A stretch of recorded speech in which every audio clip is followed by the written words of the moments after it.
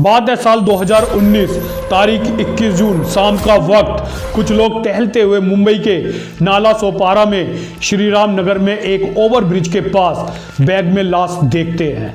तुरंत पुलिस को सूचना देते हैं। मुंबई पुलिस के वायरलेस सेट से तुलिंज पुलिस स्टेशन को जांच के लिए भेजा जाता है। पुलिस टीम मौके पर पहुंचती है। फिर नायलॉन के बैग में एक युवक की लाश मिलती है।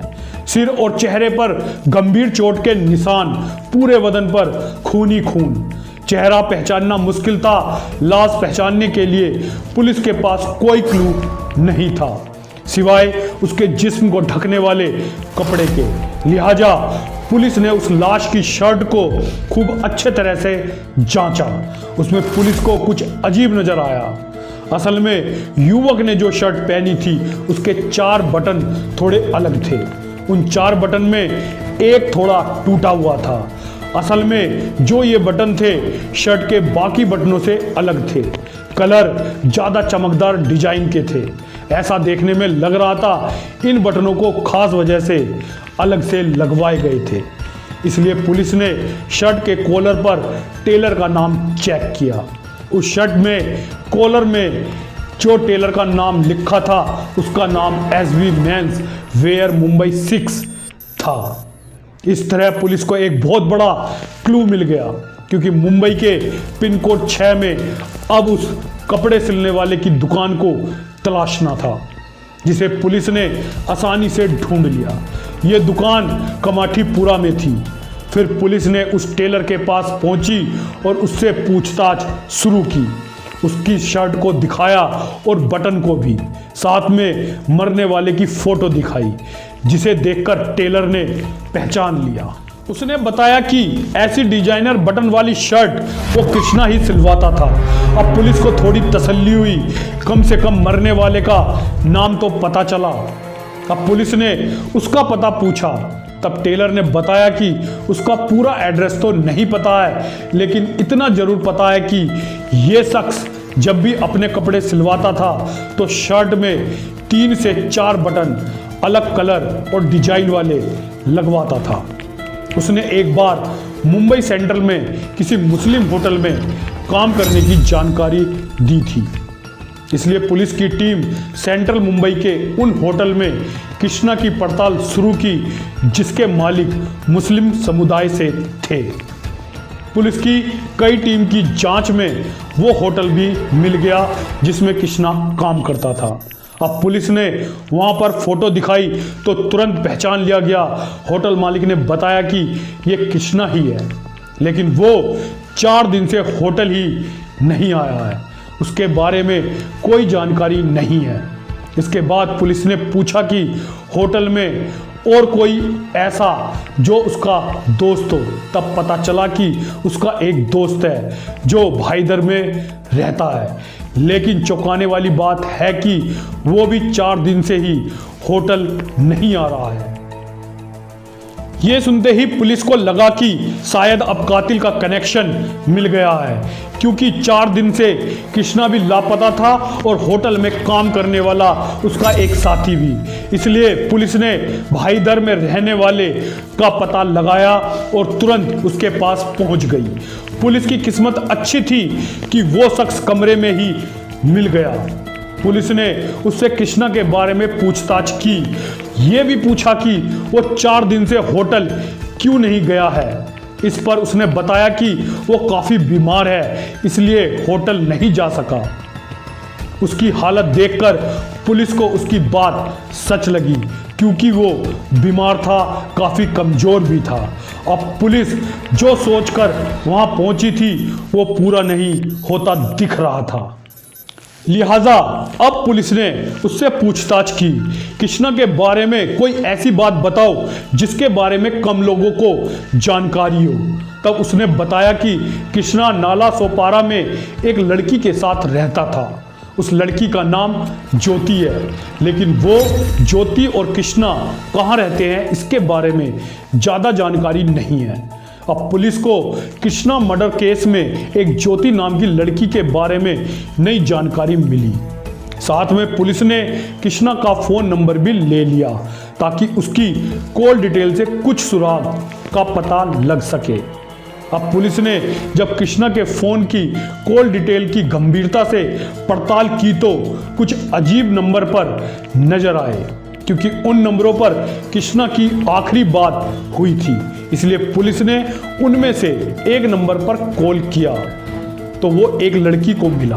अब पुलिस ने सोचा कि हो सकता है कि वो उसी ज्योति नाम की लड़की का नंबर हो, लिहाजा पुलिस ने उसके एड्रेस पर पहुंची। वो लड़की नाला सोपारा के तुलिंज इलाके की प्रगति नगर बिल्डिंग में रहती थी।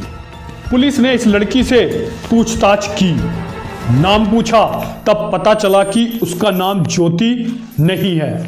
फिर कृष्णा के बारे में पूछा गया, तब उसने बताया कि वो किसी कृष्णा को नहीं जानती है। कृष्णा की फोटो दिखाई गई, ये सोचकर कि कहीं दूसरे नाम से तो कृष्णा से नहीं मिली, लेकिन फोटो देखकर भी लड़की ने इस बात से इनकार कर दिया कि वो किसी कृष्णा को जानती है। इसके बाद पुलिस को इस लड़की पर शक और गहरा हो गया, क्योंकि उसी के नंबर से कृष्णा के फोन पर कॉल आई थी। ऐसे में कैसे हो सकता है कि वो कृष्णा को नहीं जानती हो? इसलिए पुलिस ने उसके सामने कॉल डिटेल रिकॉर्ड लिस्ट रख दी। उसमें अपने नंबर की आउटगोइंग में कृष्णा के नंबर को देखकर वो लड़की खुद चौंक गई। फिर वो सोचने लगी। उसने बताया कि हाँ, उसे याद आया, उसका फोन मेरी दोस्त ज्योति ने एक बार मांगा था, ये कहकर उसे अर्जेंट कॉल करनी है और उसका फ़ोन बंद है। तब ये सुनकर पुलिस को थोड़ी राहत भी मिली और उस लड़की पर जो शक की सुई थी वो भी दूर हो गई। अब उस लड़की ज्योति का पता पूछा गया, तब उसने बताया कि हाँ, वो इसी बिल्डिंग में रहती है, इस कमरे के दूसरी मंजिल पर। अब पुलिस तुरंत ज्योति के कमरे में पहुंची। दरवाजा बाहर से बंद था। अब पुलिस को लगा कि कहीं ना कहीं सही दिशा में जा रहे हैं। कमरे का दरवाजा तोड़ा गया। पुलिस ने अंदर जांच की। पूरा कमरा क्लीन था। कमरा इतना साफ देखकर पुलिस को शक हुआ, क्योंकि जल्दबाजी में अगर कोई भागेगा या सामान्य तौर पर भी जाएगा तो इतनी सफाई नहीं मिलती। इसलिए पुलिस ने ध्यान से कमरे की तलाशी शुरू की। उस दौरान कमरे की दीवार पर नया पेंट किया हुआ मिला, जिसे देखकर ये लग रहा था कि हाल में ही उसे पेंट किया गया है। इसके बाद पुलिस ने फॉरेंसिक टीम की मदद से वहां की दीवार को चेक किया तो खून की छींटें मिली। बाथरूम में भी पुलिस को कुछ जगहों में खून के धब्बे मिल गए।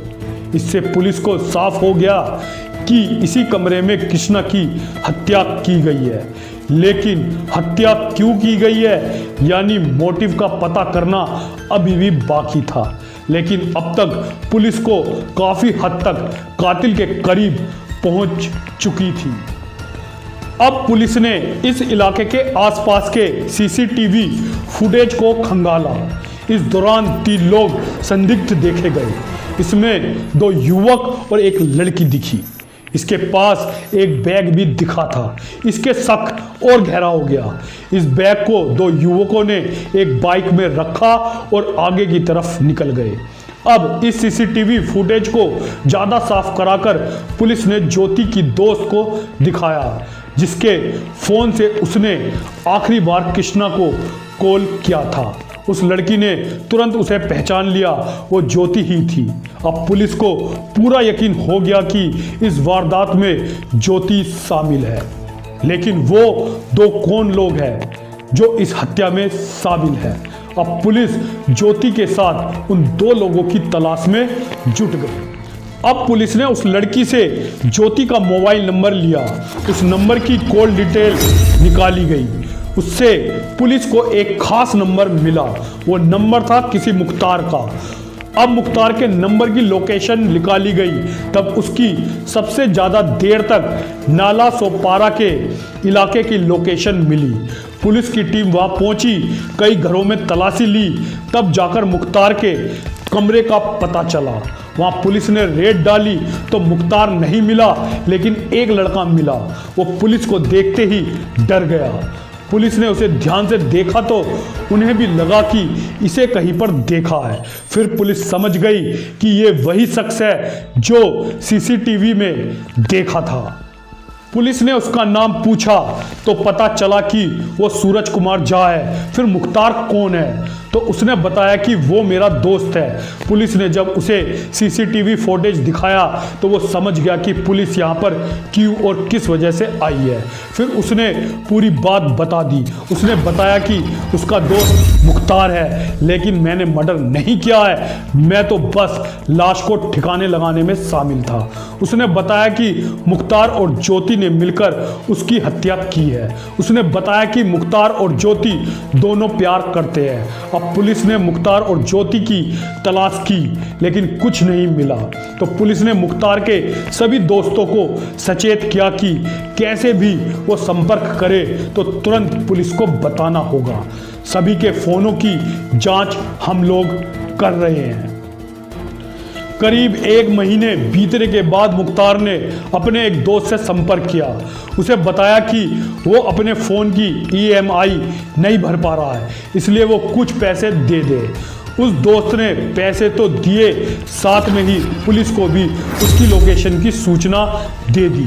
इसके बाद पुलिस ने मुख्तार की जांच की तो पता चला कि वो मुंबई छोड़कर दिल्ली से सटे यूपी के गाजियाबाद में रह रहा है। पुलिस ने गाजियाबाद में जाकर मुख्तार को अरेस्ट कर लिया। मुंबई पुलिस जब गाजियाबाद पहुंची तो वहां मुख्तार के साथ ज्योति भी मिल गई। इसके बाद दोनों से जब पूछताछ की तो पूरी कहानी और हैरान करने वाली सामने आई।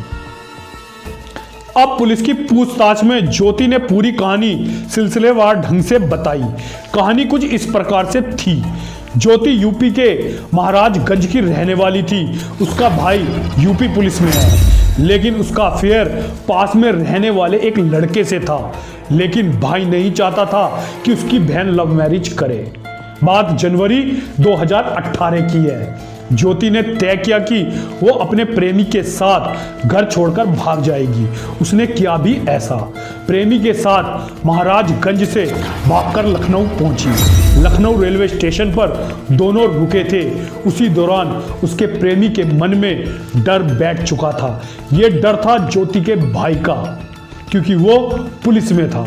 इसलिए प्रेमी ने कहा कि वो ज्योति के साथ जहां कहीं भी भागकर जाएगा उसका भाई तलाश लेगा, इसलिए वो रिस्क नहीं लेगा और यहां से लौट रहा है। लेकिन ज्योति ने उसके साथ फिर घर लौटने से मना कर दिया। इस तरह उसके प्रेमी ने साथ छोड़ दिया और स्टेशन से चला गया। अब ज्योति अकेली तन्हा रो रही थी। उसे रोता हुआ देखकर लखनऊ में ही कृष्णा मिला। उसका पूरा नाम कृष्णा सानी था।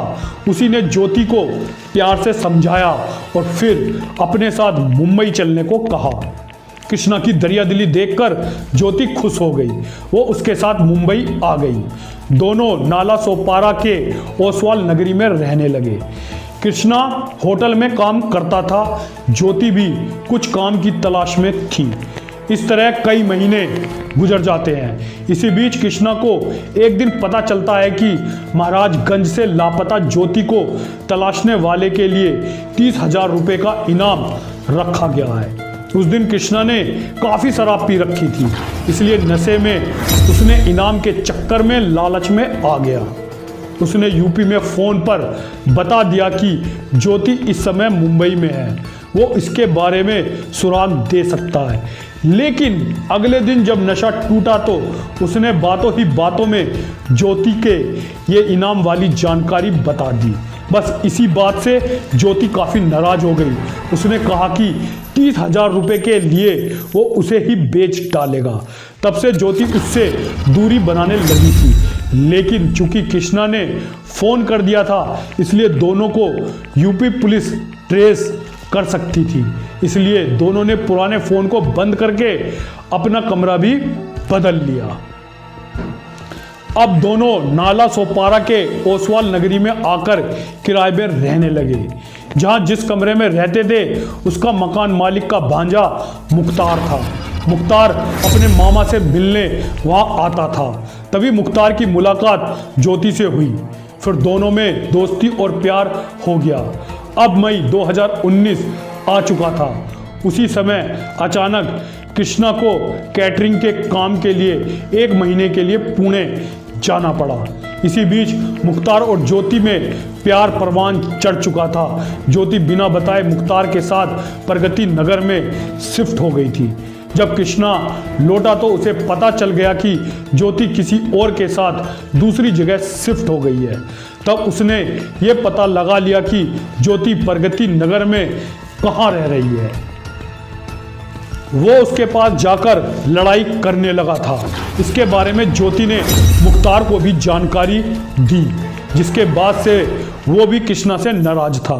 इसी बीच ज्योति ने एक दिन कृष्णा को समझाने के लिए अपने पास में रहने वाली लड़की से फोन मांगकर उससे कॉल किया था। बाद में कॉल करने के बाद कॉल हिस्ट्री से कृष्णा का नंबर हटा दिया था। फिर रात को कृष्णा नशे में धुत होकर गुस्से में ज्योति के कमरे में पहुंचा था और उसके साथ खूब मारपीट की थी, गाली गलौज भी किया था। इसके बाद नशे में धुत होने के कारण कृष्णा ज्योति के कमरे में ही बेहोश हो गया था।